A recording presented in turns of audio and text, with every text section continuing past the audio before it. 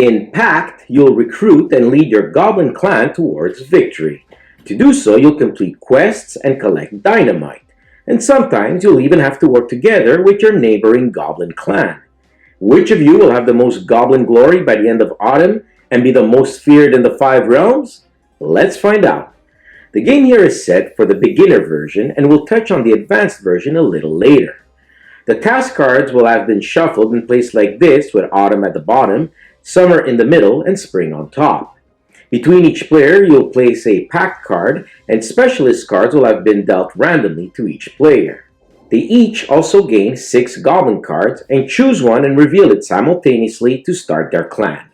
The first player will have this marker, and we're now ready to play. On your turn, you have the choice between either recruiting Goblins or playing Goblins.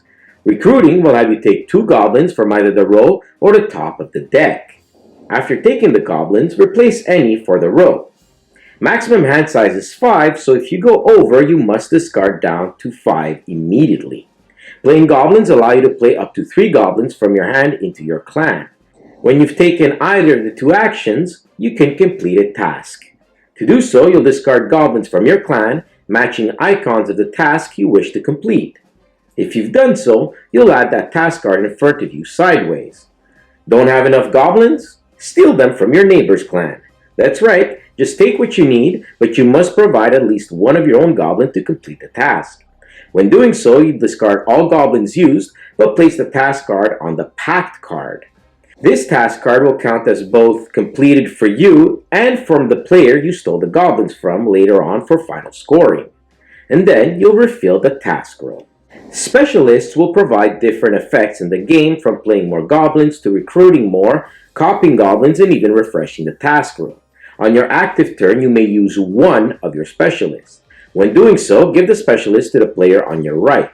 A whole list for them is written here, so feel free to pause the video. When your turn is done, the next player takes on his, and so on. When the task roll can no longer be refilled, we're approaching the end of the game. The round has now become the final round, and the last player to play will be the player to the right of the first player. When his turn is done, we go to final scoring. First, each player will count the number of dynamites they have from the task cards they completed, alone or with a neighbor. The player to have the most will take another face-up task card and add it to their pile. You'll get 2 Goblin points for each task card you completed yourself, and an additional Goblin glory for every task card you and your neighbor completed. Also check the amount of task cards you have for these additional points here. The player with the most Goblin glory wins. Now to touch on the advanced rules quickly. The mode provides secret goals, which you can choose between 1 or 2 of the ones you were dealt with at the beginning of the game, and start off with the Master Goblin with these pawns here. The pawns can be used on your turn. The way they work is you'll discard the card required under the pawn and place it on the latest completed task card you've made or from your neighbors.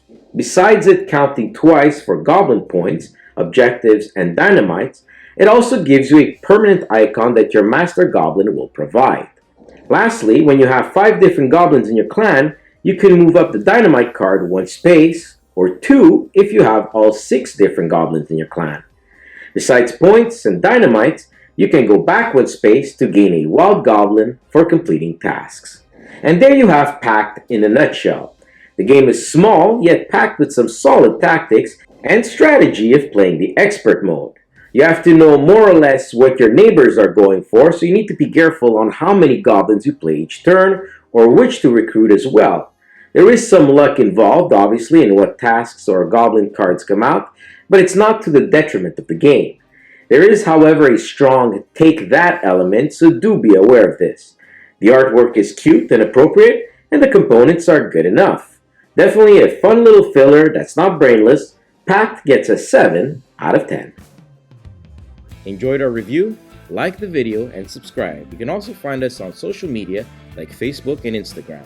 Thanks for watching. Until next time.